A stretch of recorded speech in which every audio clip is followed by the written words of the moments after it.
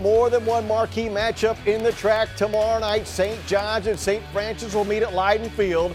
The Knights are much improved. It's fair to say the rivalry has been renewed. Obviously, it's a big rivalry for the St. John's community, for the St. Francis community. You know, it's a good, fun rivalry that we both want to get after each other, but at the end of the day, we just have to realize that's what it is, a good, fun rivalry, and we don't want to make it any more than that. You know, that's the biggest rival. You know, this is a huge game, and, you know, we just want to get the win. I love Coach McDaniel. It's just fun. And Dimitri, it's huge. With more on this one, we agree. We bring in the senior member of our Game Day Nation coaching staff, Mike Jewell, with this week's PNC Preview.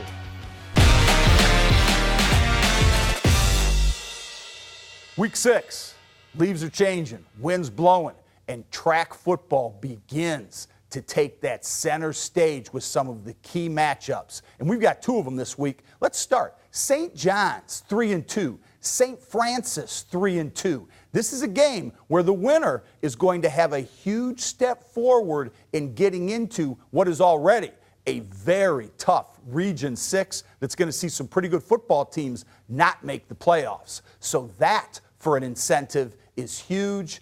And then to bring back the rivalry, the Titans versus the Knights. Didn't you love Dimitri Mitsopoulos? He's already locked in as Danny gives him the football from last week's performance, which I'll come back to in a second. And he's talking about beating the Knights. This is rivalry, and you'll love it when both teams are back.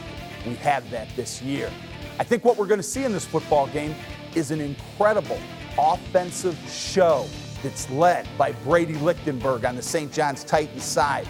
Weapons galore, starting with Mitsopoulos, just a game breaker with his ability to make plays. But Jack Ryder is an incredible receiver that can get possession yards along with Mitsopoulos, and Lichtenberg spreads the wealth beautifully. Now, if we go over to the St. Francis side, I think you're going to see a solid, steady offense that is based on the tempo and rhythm of the great Malachi Weiss. He is heading for another extraordinary season. He makes the big plays, and he also grinds out the tough yards. When you start with that, you've got a base to build on offensively, and it's allowed Jaquil Wells to continue to develop as that second run threat. I think it's going to be important for that St. Francis offensive line. And Joey Carroll, who catches a lot of passes, especially in the red zone, is an incredibly effective blocker, leading that offensive unit up front in what has to control the football and move the chains. St. Francis, and Danny Chipka said this at the start of the season, will throw the football, but they want to throw it when they want to and not when they have to. And if they can get off to a lead early in that football game, it's going to allow a very understated asset to the program, Jaquil Wells going deep, that gives the Knights that knockout punch. At the end of the day, one of the absolute keys in this football game, as far as I'm concerned, is the ability of the St. John's defense to stuff the run.